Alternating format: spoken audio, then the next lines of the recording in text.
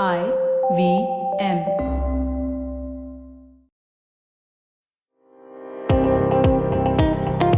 Welcome to All Things Policy, a daily podcast supported by Pragati, a flagship media initiative of the Takshashila Institution.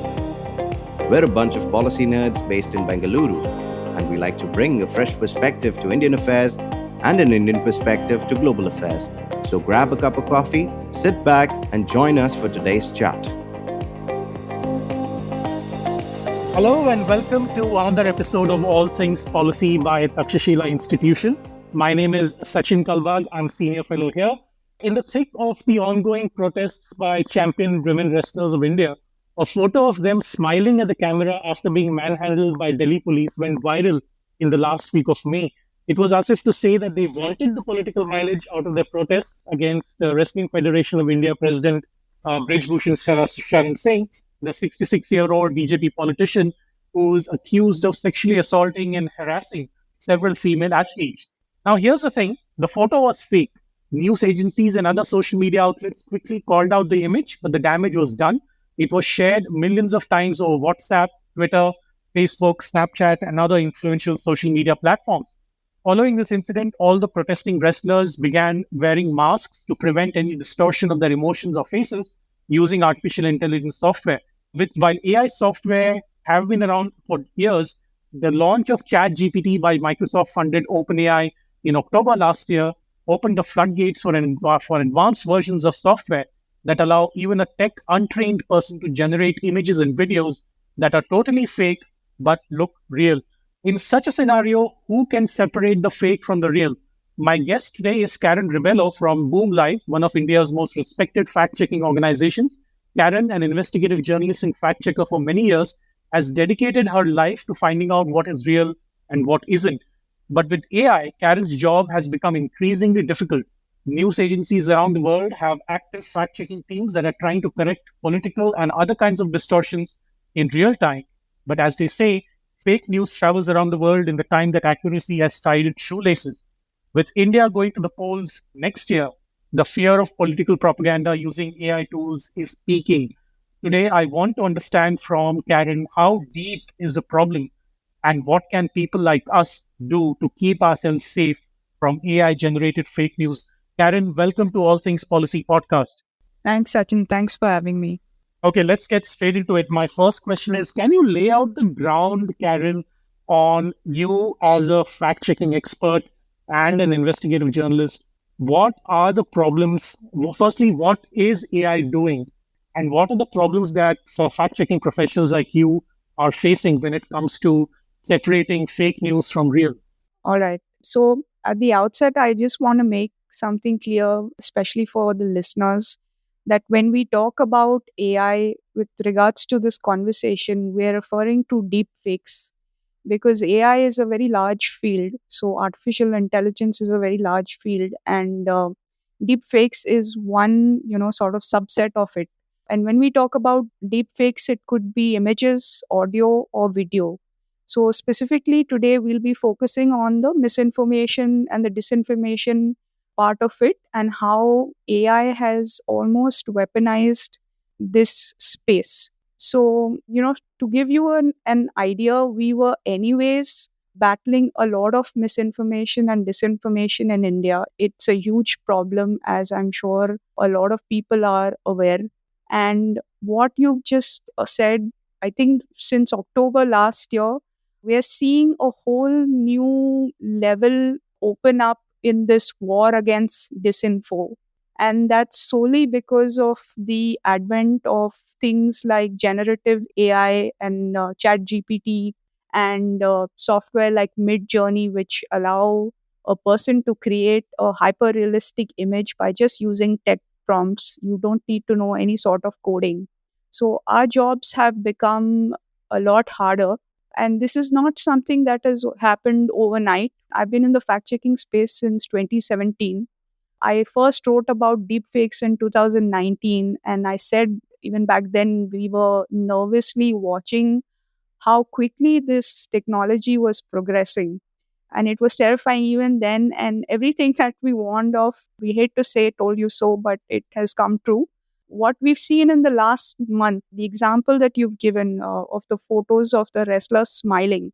And I think just a few days before that, there was another AI generated image which showed a large explosion near the Pentagon. And that went viral on Twitter. And, RT, the Russian state backed media, reported it.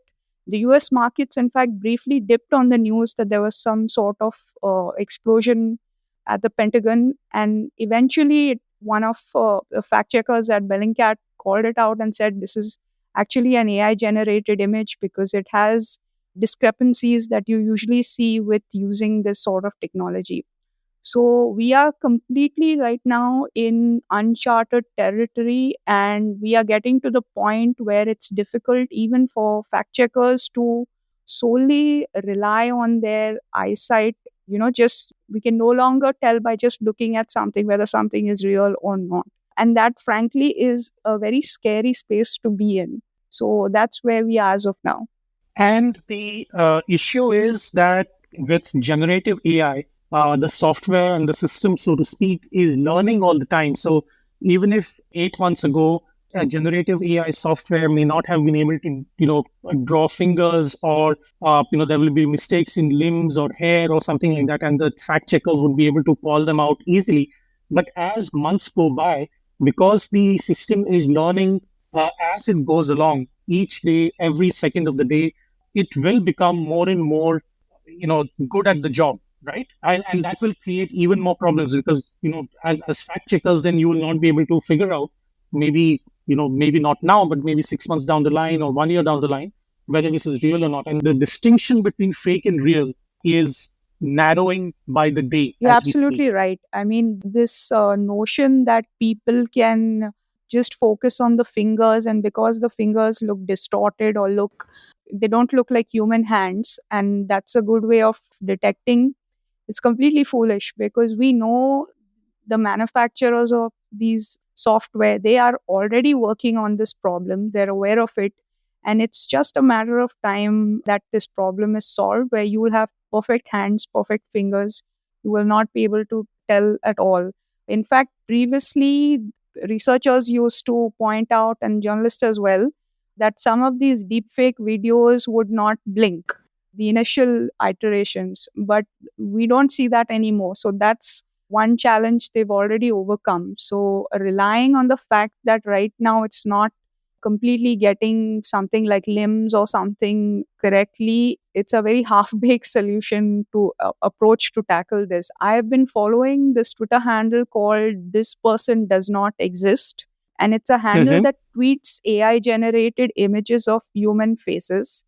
And I have been noticing with dismay at how good it's gotten over time at recreating a completely normal looking human face of different ethnicities, different ages, and gender. I mean, initially it had weird things like mushrooms growing out of the ears or heads, or it used to get, tiny details like, say, earlobes or something. It wouldn't render it correctly, but even now, even that challenge it's managed to overcome. So you're right, whatever we are seeing right now in terms of especially this part of AI recreating hands, it's just a matter of time before that problem is solved.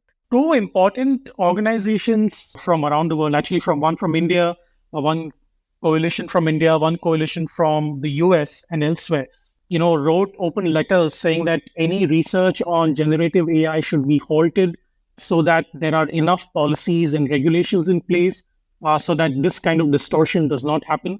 But realistically speaking, there is no way to control that, isn't it? Yes, I mean, Sachin, what all these large tech companies would like us to believe that all of this was inevitable. And I'm here to say that it wasn't. It was not inevitable. The path that we're on, at every single step, there were multiple warnings, to slow down, to sort of think it over, have these safeguards in place. But the big tech actually has just right now they're in the mode of saying, oh, it's everyone's problem. So the government should sort of step in, and it's policymakers, it's their responsibility that they come up with some sort of safeguards. But actually, what happens when something is everybody's problem, then it's nobody's problem. So, I mean, what we need right now is this sort of tech disarmament, because this technology is extremely dangerous. You're only limited by your imagination in terms of the harm it can do. We're already seeing, sort of drips of what it is capable of doing, and we are just getting started. So There was a report by the Reuters Institute in April 2023 in which it quoted a PhD student and a member of the Oxford Internet Institute, Felix Simon, who said that, let's not be so alarmist about AI and generative AI technologies because, like you pointed out, in some cases, it was inevitable. The relationship, I'm just quoting him here from the sure. report. He says one could say that what we see with generative AI is just a continuation of the relationship between the image and the truth that has always been unstable. Many people will get used to it. They'll develop defense mechanisms both on a personal level but also at an institutional level, where news organizations will probably go to greater lengths to check if images show what they claim to show. So Felix is saying that it is not so alarmist at the moment, but like you pointed out, and we've noticed that by the time fact checkers such as you come into the picture and clear everything because you need to be 100% accurate, the people who want to distort need not be even 1% accurate. And that is therein lies the problem, because the distance or the gap between fakeness and reality is so wide that by the time you come in and clarify everything, it could take anywhere between 2 hours to a day or maybe even more than that. And by the time you've done everything, by the time you've fact checked everything, the damage has already been done. And this is especially problematic next year when both the Americans and Indians go to polls. And these are two of the most hotly contested elections in global history. Yeah, I mean, it's always been a game of cat and mouse. And you're right that what the fact checking side of it is really resource intensive and time intensive. It barely takes seconds to generate a fake image using a text prompt.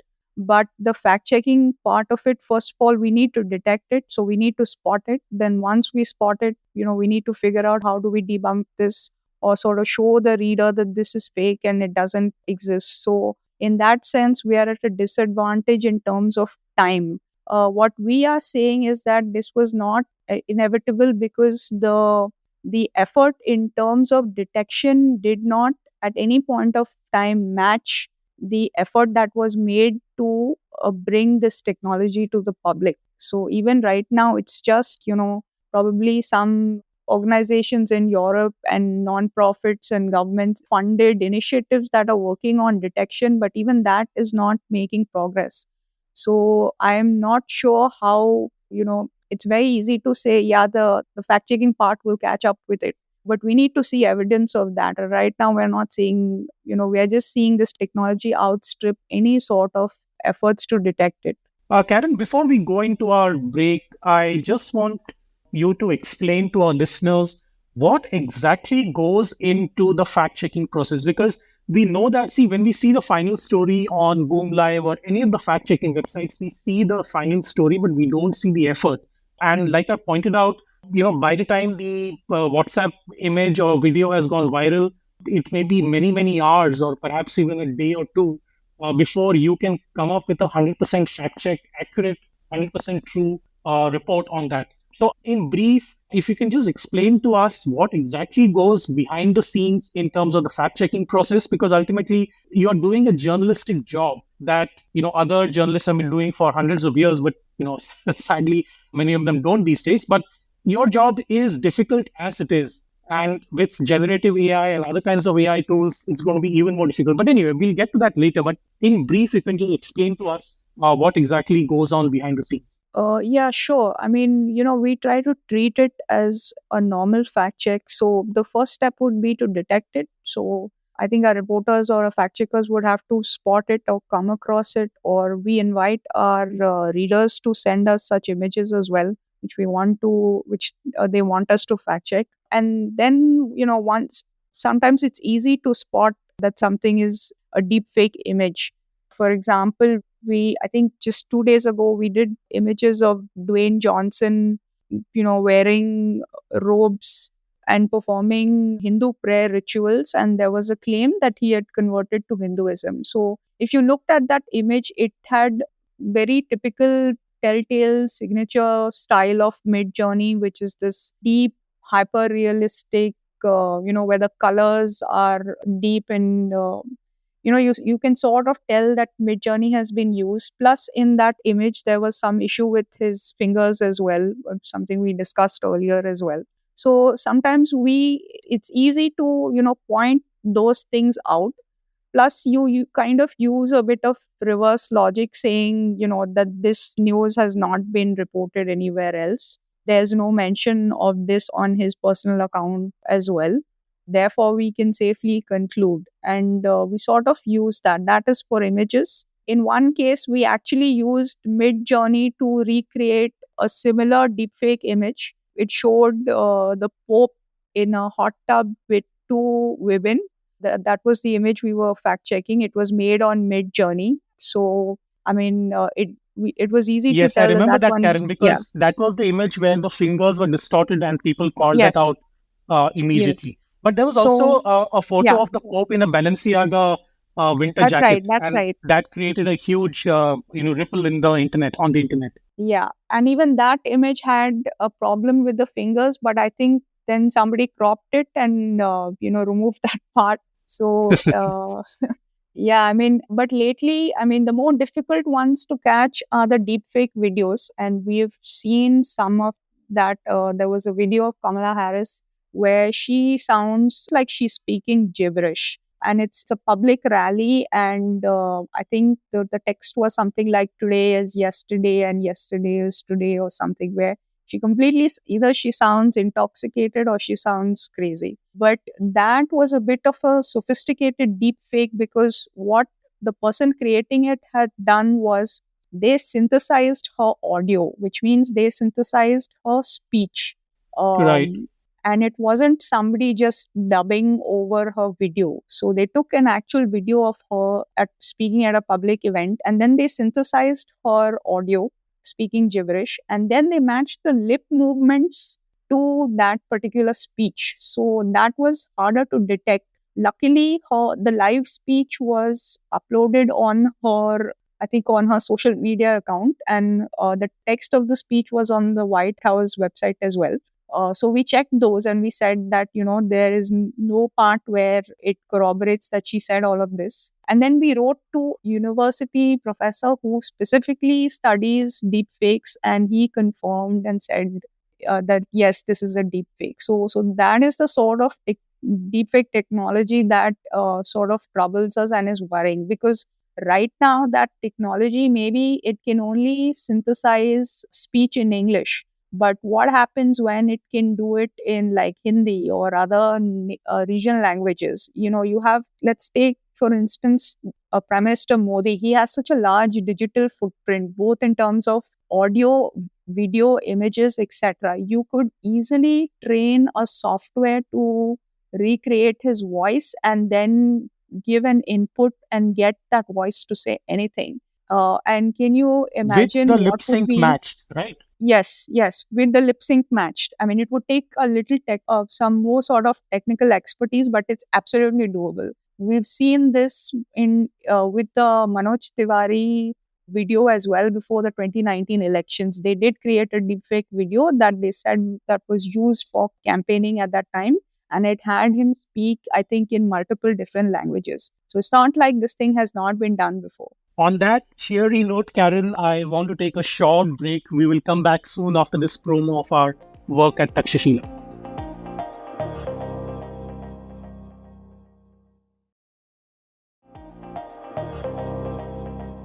Thank you once again for joining us. We have with us Karen Rebelo, one of India's most respected fact checkers on the All Things Policy podcast by Takshashila. Karen, before we left for the break, we were speaking about what kind of effort goes in to create a clarifying story or a fact check, and that is a significantly longer time because you have to be 100% accurate. But by the time that fake news has already traveled around the world, but as we go along, we also spoke briefly about this before the break. Is that with elections coming up and the political see a scene being heated up like nothing else, we will see more and more fights, not at public squares on our roads, but in social media platforms such as WhatsApp or Snapchat or Facebook or Twitter or any such thing, where we will inevitably see such deepfakes and more sophisticated deepfakes. You mentioned how we have hundreds and hundreds of hours of our political leaders which are archived in terms of video, in terms of audio, and it can, with a little bit of sophistication, match whatever we want to portray, as they say, with their lip movement. How are you, as a fact checking professional, getting ready for this? It is not only a labor intensive job, but also a training intensive, capital intensive, because you need to have the right people behind you. You need to have the right technologies behind you to correct all the distortions. How are you getting prepared for this? Yeah, sure. I mean, first of all, we are not sort of burying our head in the sand and say we can't do anything about it. We are 100% curious about this technology and we've been testing it out ourselves. And we are trying to see if we can use the technology itself in the fact checking effort. And I think I gave an example of that when there was an image of the Pope in a hot tub with two women. I told my reporter, I said, you can point out all everything that's wrong with the image, including the distorted fingers, etc. But I want you to give the same prompt to the software and recreate the image. We, of course, watermarked it and said, this is only for fact checking, etc. But to show how easy it is to sort of make these images. So, one way is we are testing it ourselves and seeing what it's capable of doing. In terms of ChatGPT, when you give it an explicit prompt to say, write a fake news story about something, whatever comes to your mind, it says, I'm sorry, I cannot do this, I'm not programmed to do this, etc. But there are ways to work around that by giving it indirect prompt. So I think at one point of time, we tried to see if it could create a fake article about one community member committing a crime against another community member. So when we said recreate a fake news story, it refused to do so. But when we said create a news story using the same thing but much more outline, it did it. It reproduced, an article that read like a news article with all the details we had mentioned. So it's very important to know what the technology is capable of doing. So that's one way. Realistically, we don't expect anything from the Election Commission of India because we've already seen misinformation surge during the 2019 elections, and nothing was done by the EC at that point of time, apart from saying that it's monitoring, etc. We're also constantly talking to platforms like Facebook and telling them what is out there and that they need to keep an eye out on this stuff. What amazes me was a couple of years ago, all these platforms, Google and Facebook, they had this briefly in between. They said, we are not going to allow any synthetically generated content on platforms. And then within a couple of months, or I think a year or so, that it's almost as though they forgot about it or they rolled it back. So right now we sort of see this ambiguity and this reluctance to sort of spell out what they'll allow on the platform and what they won't. And that is a bit dangerous. It cannot be the onus of only journalists and fact checkers to catch this stuff. In April, also, the government had made it very clear that it will not interfere in the growth of AI systems in India. Later in May, I remember that IT Minister Ashwini Vaishnav had said that AI regulation laws in India will be drafted in conjunction with other like-minded nations. So it is not as if there will be India-specific policies or laws or regulations, but if other countries institute them, then maybe India will look at either copying them or creating them in conjunction with other countries. So it's a bit of a downer in that sense that while the government is aware of the distortion that AI can create, but I think because it also wants to promote AI businesses, it is finding itself in a difficult spot not to bring in any kind of legislation or regulation. Right. I think right now everybody just is like, let's see what the other guy is doing. And, we'll take a call and figure out. That seems to be the approach. But as I said before, also AI is very large. So we are specifically asking them to, bring in safeguards on the misinformation and disinformation side of it. Whatever possible benefit it might have in this space, it's just completely overshadowed by the potential harm it can do. And it's no longer potential harm, it is doing harm. We're already, I've already come across AI generated pornographic images targeting a particular community in India. And I told my team as well that, with regards to disinfo, AI is just going to make already existing trends worse. So if there's communal polarization, it will just add to it. It's not going to sort of open up a new headache, and or we have to think any differently than what we were doing. It's just going to amplify the problem that was anyways there.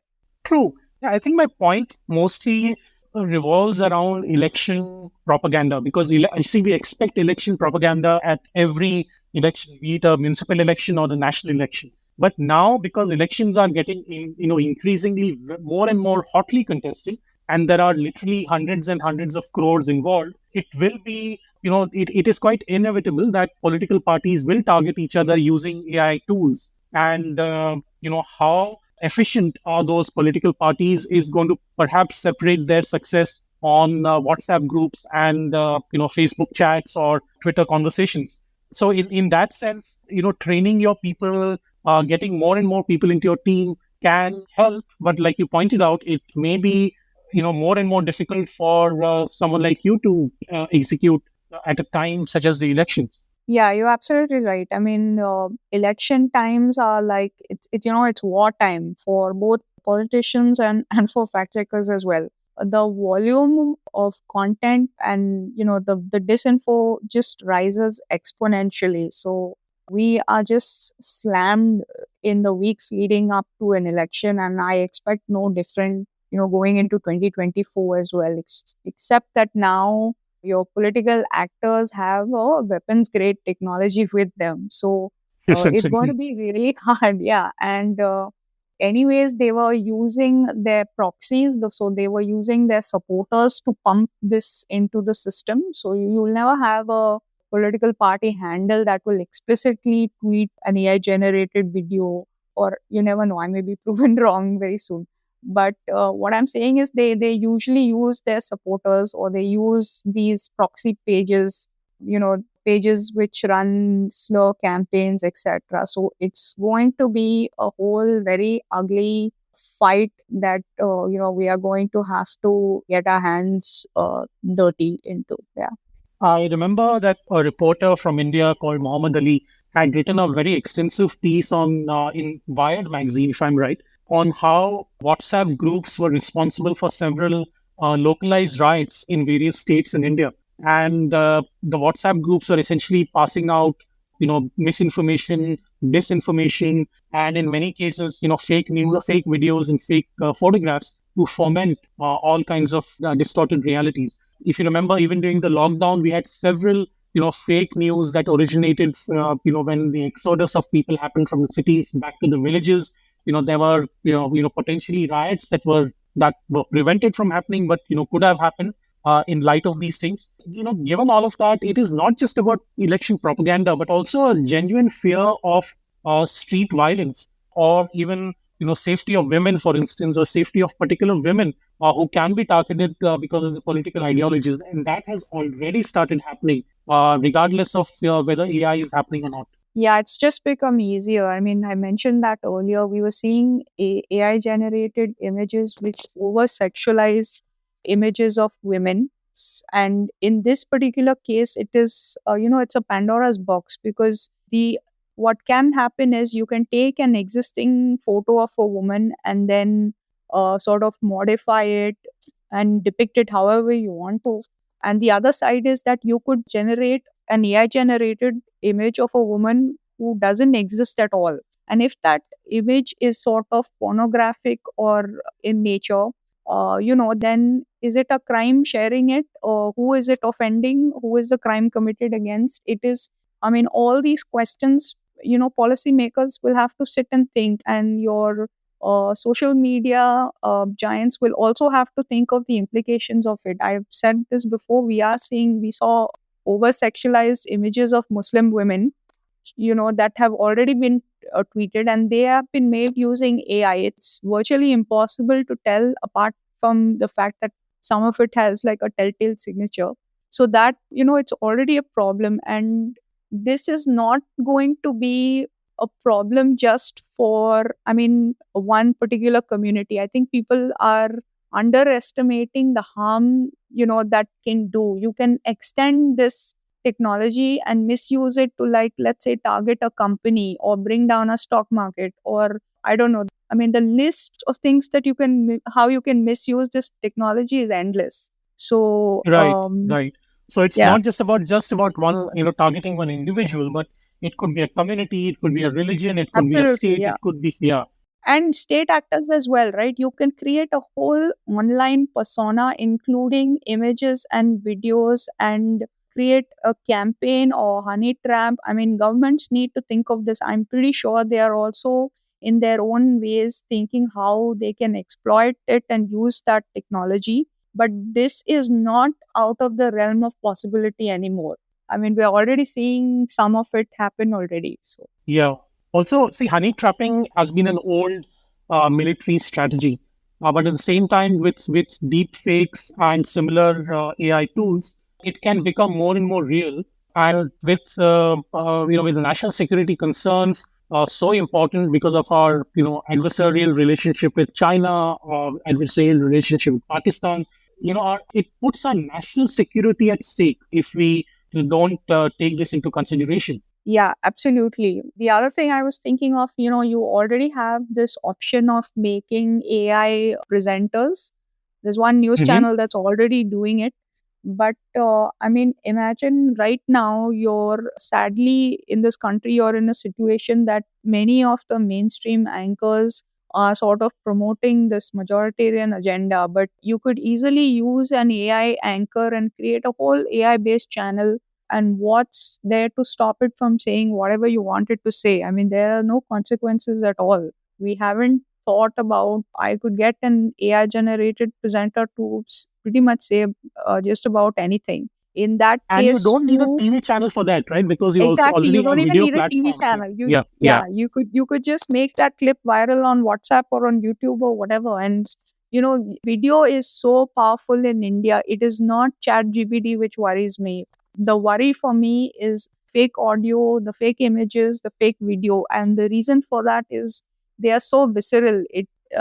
These things sort of bypass your logical reasoning and have a greater impact in terms of believability. You are more likely to believe something when you see it rather than read about it in an article. So that is where you are going to see, most of your AI, at least in the disinfo space, consecrated. So And in the the actors, the non-state actors, or even state actors who are spreading this information are aware of the fact that a significant majority of the people who receive this will never do any fact checking. Right? I mean, they will absorb that information, imbibe that information, and pass it on to their community, whatever that community is, whether it's family, friends, or neighbors, or on a building, people, or in the institution that they work in, etc.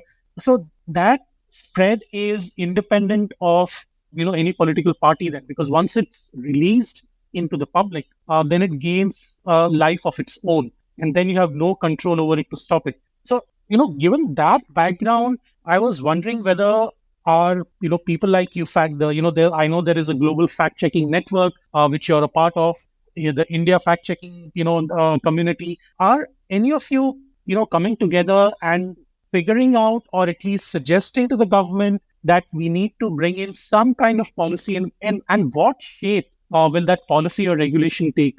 Do you have any, even a 35,000 foot in the air, feet in the air kind of view on this? I think right now we are sort of engaging with the government. There's a Misinformation Combat Alliance that is sort of, giving feedback in terms of the government's decision to come out with a, fact checking unit.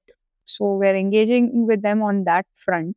As far as AI goes, we have not had that conversation yet, because I think right now there's not a lot of trust on both sides. So we need to sort of reach an agreement and then have that conversation about AI and all of that. But at least at the global fact level and international fact checking organizations, yeah, yes, we're aware of this problem, and we are also monitoring what is happening in this space in other countries, because India usually is not a pioneer of any new technology, but we tend to follow what other countries are doing. So if we are seeing deepfake videos being used in the US or in Russia in the context of the Russia-Ukraine war, then it's a matter of time, when it comes here as well. Karen, on that realistic but slightly pessimistic note, thank you very much for being part of this. Your insights are absolutely invaluable because we got a insight picture of how fact checking is done and what are the challenges that AI will bring to fact checking as we move into election year. I wish you all the best. I wish your teams all the best. I wish all the fact checking organizations around the world all the very best, because we know how hard you guys are working. It's a 24/7 job. So thank you for that service, Karen.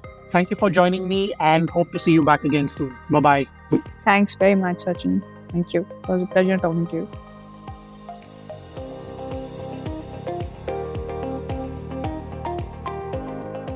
If you liked our show, don't forget to check out other interesting podcasts on the IVM network.